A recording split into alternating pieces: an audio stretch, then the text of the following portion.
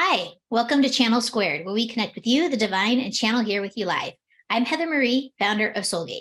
And I'm Jody Lynn Craven, founder of Abundance Consciousness. And today we are talking all about digital currency and the fate of the world. Nothing ominous in that. I felt like I needed the world. The world. I felt like I needed to throw that in there because I think it is showing us, it is going to impact the trajectory of where we go next and what our lives look like. And I don't think a lot of people understand how it can impact their lives. And even how currency works. A lot of people don't understand how money works in our today's system. So I think it's important that we understand, because now before they roll it out is when we can say no. And that's the thing, is that I think this is a really important topic because there's so many things that are changing in the world, and there's so many things that are sort of being forced upon us. Not just in our own countries, but in many areas of the world, where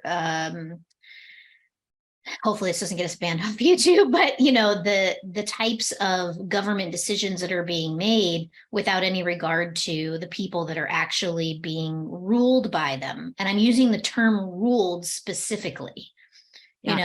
In the United States, we talk about, being the land of the free and having this democracy. And, there's so many instances where we can pinpoint where, we're not free and there is no democracy. And one of these areas is this area of digital currency in the sense of being managed by the central banks. Yep. So, Jody, how exactly does currency work? Because let's start there. Give us the lesson on currency. Okay, this is not financial advice. This is just things that I have learned. Okay, so currency. When you look at money, I actually have some Americano money here in front of me. This. Ooh.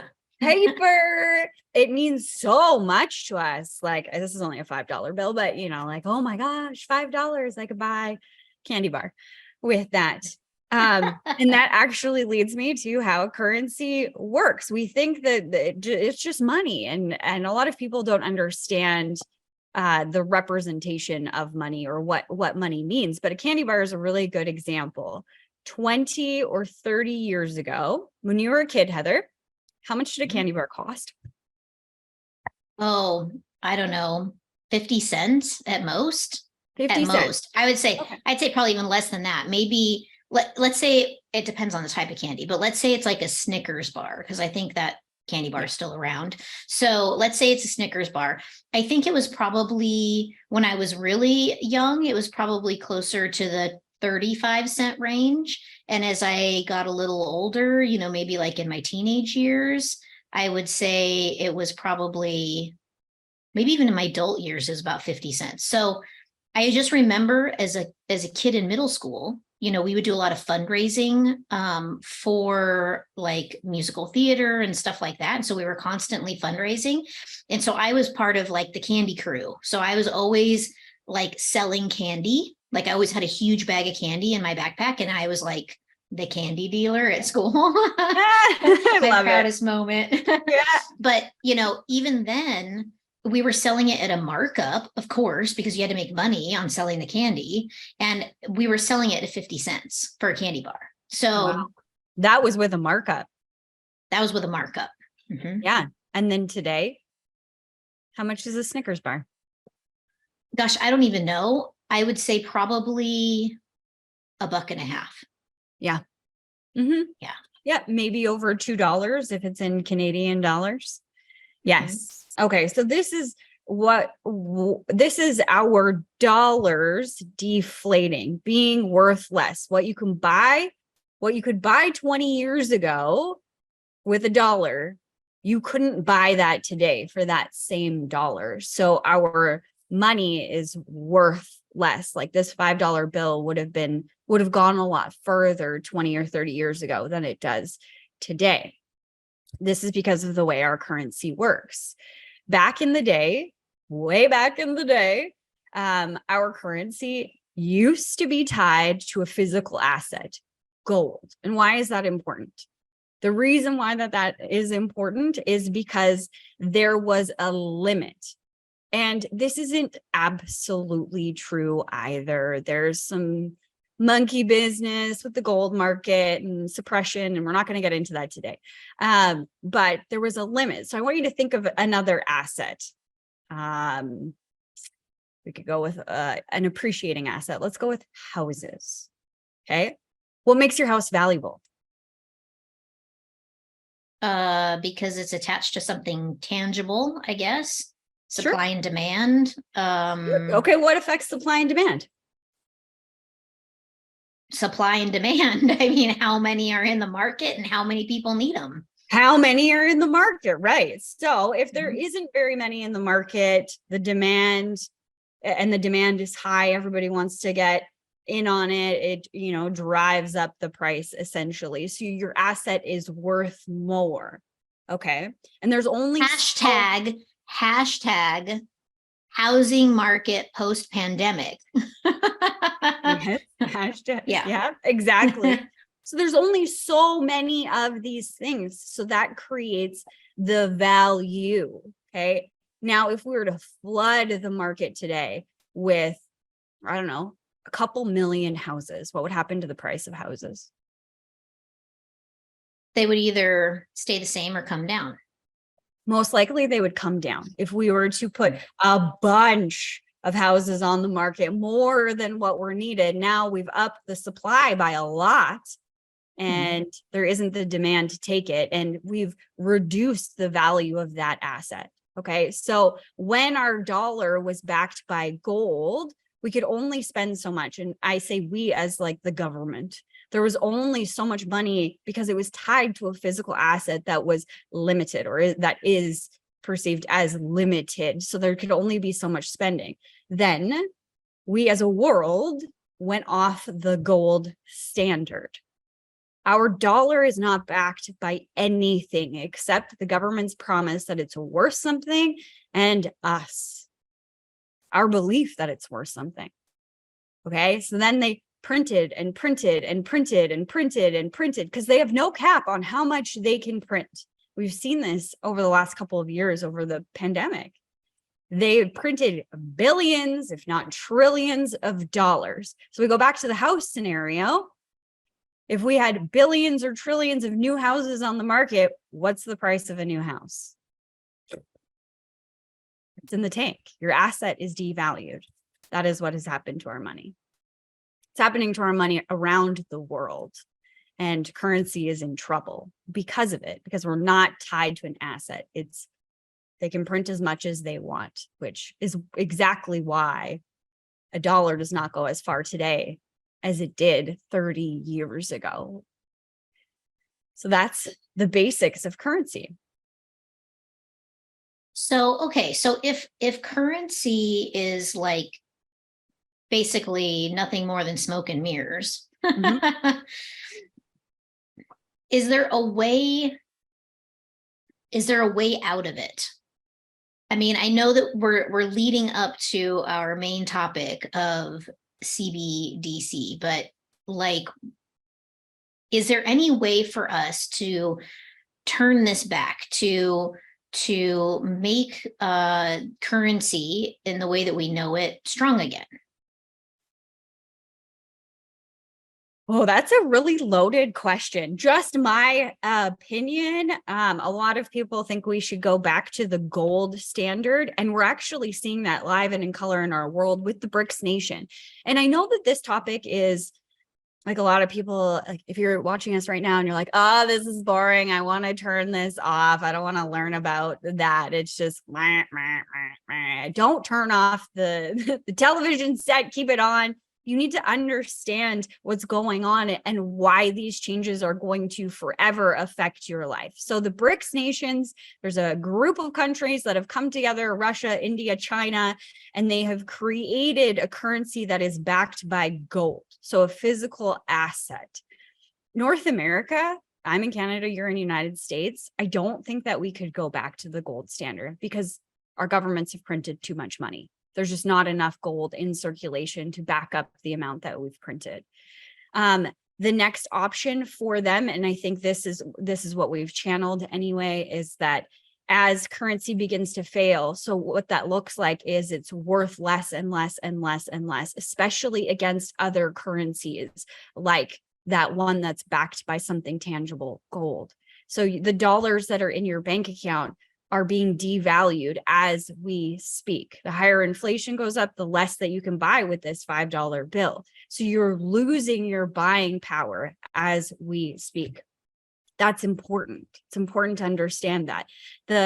What we're seeing now is that the North America, a bunch of different countries actually, are going towards this digital dollar of okay. And what we've channeled is that they're going to try and swap the currency. So get rid of all paper and swap it out for a digital dollar. And something else that we channeled, this was a couple of years ago, so I don't know if you remember, Heather, but they are going to sweeten the pot and make it super tantalizing to do so. Because if this is losing value as we speak, and then they're trying to ease inflation, which is just a fancy way of saying they're trying to tank the economy. They're trying to raise unemployment. They're trying to lower the housing market. Like they're trying to slow things down, which means a recession or depression or whatever that looks like in the future. So when that comes about, what we channeled was that they're going to offer a digital dollar, which will be a new currency. It won't feel like a new currency. It's just, move over your accounts to the Federal Reserve, and we will give you a 1.5% exchange. Now, again, this is not financial advice. This is just something that we channeled, is that they would make the deal so sweet that you couldn't say no, or you didn't want to say no. And a lot of people, when it comes to digital currency, they're like, well, I never use cash anymore. I never use this form of currency or the currency in this way. I never use cash. Okay, I always use my debit card. Okay, that's fine. And theoretically, legally, you have complete control over your bank account, right? But will you? And people are like, oh yeah, that's just a conspiracy and la, la, la. Like, what are they going to do? Okay, I'm so glad that you just said that. I was waiting for that conspiracy notion to come out, because here's the thing, is that we've been down this road before. We've been down this road before. And it was back in the 30s when we had the Great Depression, right? Everything started to collapse. People were in this state of like fear and panic. There wasn't enough money, right? And so this was when we went off the gold standard, right? They called back all the gold. They said, bring us your gold and, you'll be good. We'll give you this, we'll trade you for paper. Right. And the thing is that this is just rinse and repeat from the old playbook, right? So we've been here before. So everybody's saying, oh, that's just conspiracy. Is it? Because I've seen this before. They've written about this in the history books before. Just like every pandemic that we've had in history has just been rinse and repeat, rinse and repeat, rinse and repeat. Every decade, there's some new killer virus that's going to come out and wipe out the world. Where have I heard that before?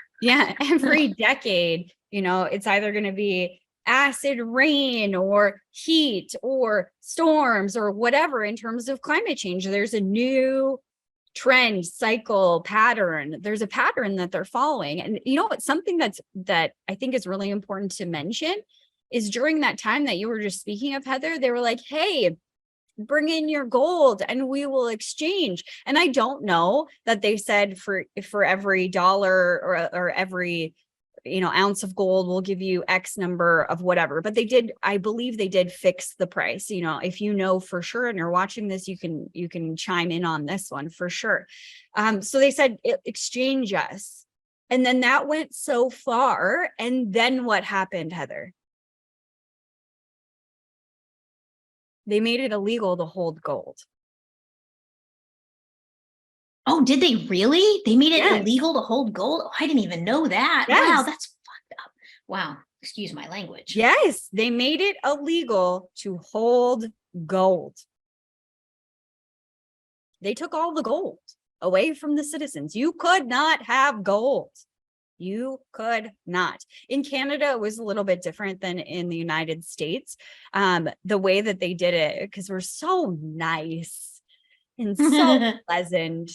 What they did was the exchanges for gold. They made it harder to exchange gold. You couldn't use it as a currency in the modern form that we have, like at stores and stuff like that. And then from what I've read, and then to exchange gold, they made it, you had to go to Toronto, Ontario, which is a province that is far away from where I am right now. And if you know anything about Canada, it's a large land mass. I think we're like the second biggest country land mass wise in the entire world. But we have a very small population. So we have people spread out. So they made it very difficult to redeem that said gold when everything was going on, which is very interesting. And they were like, don't worry, it'll be okay. We're just switching over. Anyway, so they made it illegal in the States. You couldn't hold gold anymore. They took it back. And, okay, let's go with the people who are like, ring, ring, ring, conspiracy. In 2018, I believe it was, don't quote me on that, but in 2018, Canada changed one of their laws. This law speaks to the bills that we have, and that at any point in time, they can say that this bill, not this one specifically, but whatever bill, is no longer legal tender. Oh, because, some bills are old and they want to take them out of circulation, right? Like, we don't need that one anymore. Like, we have this one instead, and we want to take that out. Sure. I bet that's the reason. Well, I think this is like, I can't wait for what we're going to talk about next week because this is really going to tee us up nicely for that. So, okay. Yeah. So if we go to, let's talk about like what this central bank digital currency actually is. So we now know like currency, kind of some history around currency. And one of the things I just want to add to that before we get into the central bank digital currency is that when you look at that bill and that bill gets spent in one place, it gets moved to another place because it gets spent again, and then it gets spent again, and it gets spent again, and it gets spent again. And so that one $5 instrument has a value much higher than $5 because of how it can get spent again and again and again and again, right? It gets traded between hands. And as a small business owner, cash has always been king in my world. One, because it's completely private. It's a private transaction. And I love being able to have private transactions. I like that when I receive it and then spend it somewhere else, I'm helping another, somebody, achieve their dream or whatever. I'm a huge advocate for, supporting like my local and small business communities. So like when we look at like the value of that $5 bill that you've got there, it actually represents so much more than just $5. Or the value that the, government is given it of $2.50, because that's about how much it's depreciated. Yeah. Right. So the thing is that, the value of it being able to be a private transaction, being able to be moved around from party to party, it's a way to spread the energy and the love of things in an object. Yeah. What is CBDC, Jody? Yeah. Central Take it away. Digital currency is where everything is online. So you can think of crypto, but with cryptocurrency, it's on blockchain, for example, and that blockchain is open. So everybody can see all of the transactions, and that's what makes it safer, is that nobody can monkey with the actual amounts. Now, central bank digital currency, you will not have that openness at all. And something that you said that is really, really important is privacy. I can take this $5 and I can give it to my niece as a birthday present. Or I can take this $5 and I can donate it to someone who's struggling. Like, I can give it to somebody who's struggling, and that's between me and the person that I'm giving said money to. Or I can take this $5 and I can give it to a cause that I am passionate about. Now, when everything's digital and cash no longer exists, they know 100% where all of your money is going and to whom. So before you continue with that, when we're talking about privacy and them knowing everywhere that your money will go, let's talk about this from privacy in the realm in which we work in, right? We run spiritual businesses. Yep. And there are many clients that I have worked with over the years that do not want anybody to know that they've worked with someone like me. For whatever reason, they're afraid of what their family would think, what their friends would, what their employer would think, that they're working with a psychic and a channel and like all the woo, right? And so, when they, come to me, there is this layer of like privacy and secrecy that they are trying to maintain, in the fact that they're trying to move through their life and move through the things that they're trying to accomplish in a way that is unique and different from everything else that they've tried. And so when we remove that layer of privacy, now the government essentially knows that you are into the woo, and that you are working with somebody, spending money with somebody who is labeled as conspiracy theorist, right? Tinfoil hat. Yeah. Right? So, I just wanted to like put some context around that privacy issue. If they think that is not something that if they don't want you connected to God, source, creator, one infinite, right? If they don't want you connected to that, they can cut off your supply to that. For sure. Because they hold all the cards. They're in control and they see you. Absolutely. And what you're up to.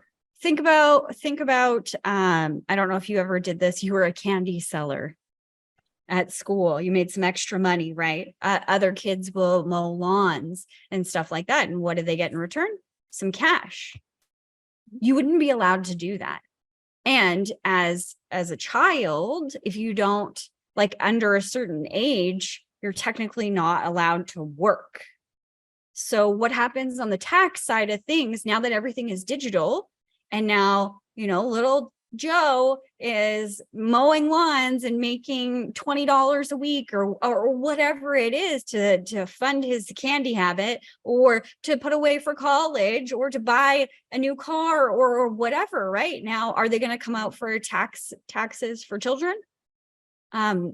What about, this is going to be super controversial. It doesn't matter which side you're on, sending love to you on both sides.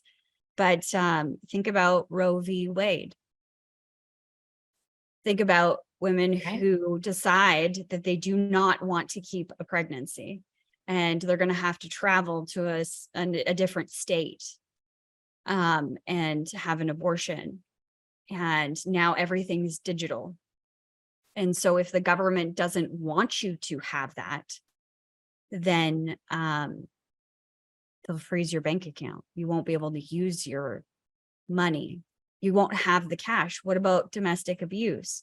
A lot of women who are in those situations will, find pennies, or whatever dollars in the sofa and put those away. Those dollars will no longer exist. Where are they going to get the money from for them to exit said situation? What about everything that happened during the pandemic? Those who chose to exercise their right and say no to that. Here in Canada, we weren't allowed to go to restaurants. So if you weren't vaccinated, your card wouldn't work. And these are theories, but we're starting to see things come to life in Europe. I'm not exactly sure where, but in Europe, they have made it illegal, use that word, illegal to spend more than $1,000 in cash. If you do, it is considered a gray market transaction, like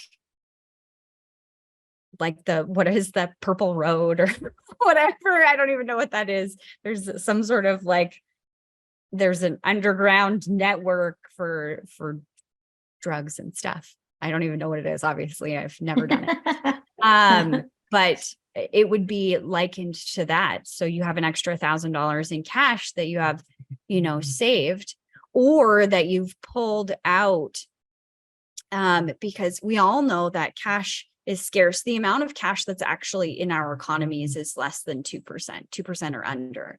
So if every single one of us went to the bank today trying to get cash out, the whole system would collapse because it doesn't actually exist. So what about the people who have, that extra amount of cash that they have maybe in their safe at home, and they are saving up to buy, a truck or something like that? Well, I'm going to go back to Canada again. There's this huge push for electric vehicles and for people to get on board with this vision of saving the climate, and an asterisk on this. I think we should do a better job at protecting our planet. Absolutely. What I see happening to do so, or in the face of that, doesn't make any sense to me. I don't feel like we are actually doing anything for the planet, but that's just my opinion. So, some people feel that way. Maybe you don't, that's okay. But in Canada, okay, so now they want to be completely electric vehicles by 2035 or whatever the marker is. Okay, if we're on digital and you still have an old school car because you can't afford an electric vehicle, you can't buy gas. I mean, they're trying to, I think, across Canada, they're trying to get rid of gas powered snowblowers and weed whackers and stuff like that. So you won't be able to buy that stuff, whether it's privately or not.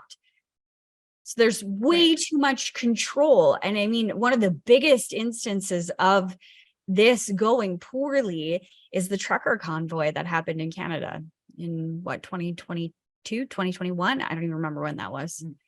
Yeah, I think it was in 2021. 2021. Yeah. Might have been in 22, early 22. I don't know. It wasn't, I don't think it was, I think it was happening when we were in California. Yeah. So we moved here in March of 22. So could have been early 20. Was it frozen outside? Yep. It was winter. Yeah. So it could have been 2022. Yeah. Regardless, everybody knows the trucker convoy, right? That is world news. If you do not know about it, you've been living under a rock. Absolutely. The truckers banded together and, they were against the mandates. I mean, a trucker sits by themselves most of the time. they're not seeing people, but they wanted to mandate the vaccines to cross the borders and to go different places, or you had to what's it called?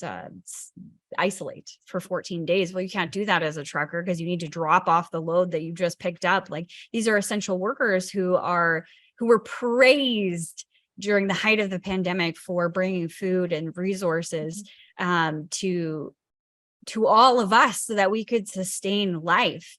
And obviously they were very upset, like a lot of people, because they were being shuttered out of society and they were losing their jobs. And the thing is that we didn't have people to replace them.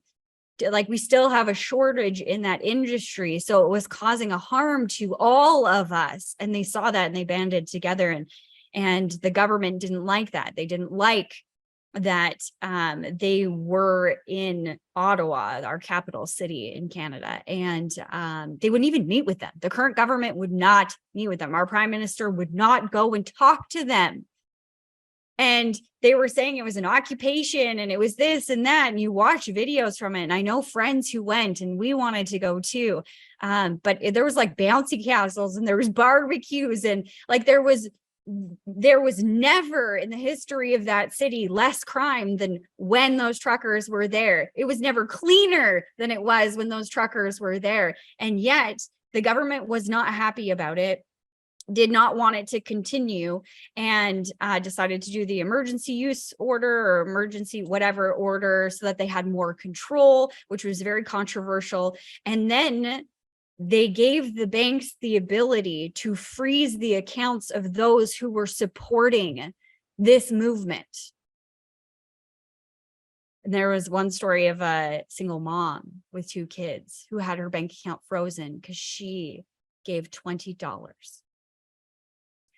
And the problem with this is, whether you agree with what the truckers did or what they were standing for or not, is not the point. The point is that without due process of law, without investigation, without a court order, with freaking nothing, they shut off her account. And she had no access to it. And the finance minister of this country went on national TV and said, those people who had their accounts frozen, they should have to go down to the police station, and they should have to explain themselves on why they donated. Perhaps that lady's, ex-husband, boyfriend, dad was a trucker who was impacted by this new rule, and she felt passionately about it. Maybe she was someone herself who wanted to exercise her right to choose and was being left out of society, not allowed to go to, the restaurant, not allowed to go to school, not allowed to cross the border, all of these things that were going on. This is choice is a fundamental freedom. And it was completely taken away without due process of law.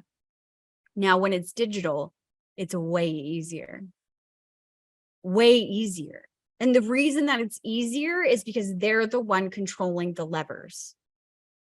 They're also controlling the levers on how we spend our money and what we do with it. So if they don't agree with what we're doing with our own personal hard-earned dollars, they can shut you off just like that, because they know where your money is going. If they want to stimulate the economy. Well, I think that is the point here, right? With the rolling out of this type of digital currency, is that, there's a lot of freedom in the way that paper currency is transacted. And in a digital environment, you don't have those freedoms anymore, because now they can see everything that you do. They can compare what you're doing to what they're seeing on your social media accounts, or, all of the different instances of things that you have going on in your life. And if it doesn't fit their narrative, they can just turn it off. There's the lack of privacy and the forced control over your money. And let's face it, right now, we live in a world that requires some type of monetary transaction in order to survive. So, we can go back to bartering days. And I think that we'll probably see a lot of people bartering once digital currency rolls out. And so the thing that I implore our listeners is to explore the areas in your life that would be affected if somebody else was holding the purse strings to your money. What would change in your life if it just got turned off? How would you go about having those things in your life if you didn't have money? What would you do? And I think it's important that you ask yourself these questions, and then you ask yourself, do I want this? Because if you don't, you need to speak up. Yes. That's why we're here today. We are speaking up. Yeah, we need to talk about this. We need to have a discussion about this. We need to, vote with our wallets. You can get more cash and buy more things in cash. You can barter, like Heather said, because, okay, let's pretend they're wonderful and great, and the government, that is, that they're wonderful and great and they have our best interests in mind. Do your values completely align with everything that they're trying to roll out around the world? This drive for no meat, this drive to eat lab created meat. Like, the potential of all of this is, like, if they don't like what you want to do, or what you're doing with your life, that they have the ability to shut it down. They have too much control over your life. And it's time to take your control back. Amazing. Amazing. And what gives me hope all the time is that the people who are driving this, whether you call them elites or Masons, I don't know, whoever is driving this agenda, there is 7 billion of us, or 7.5 billion. I don't know what the world's population is. We outnumber them. In every instance, in every country, we outnumber them. Yeah. We have the power to change what happens here. So use your voice. Start learning about things. Get curious about what could change and what controls you're giving up for the perceived benefit. And is that benefit worth losing that control, that autonomy, that privacy you currently have today? If you like this conversation, don't forget to hit the like button, subscribe, share it with your friends. We will be back here next week to talk all about freedom. I think that, like I said, this conversation really cues up next week, because this is a historical moment that we're in right here, and the choices that we make now are going to affect not just our future, but many generations of our family. So if you have anything to share to the conversation, please add it to the comments. We read each and every one. We love it when you all participate and share and give us your thoughts. So yeah, I think this was a great conversation. I'm glad we had it. Me too. Me too. All Thanks right. for listening, everybody. We'll see you next week.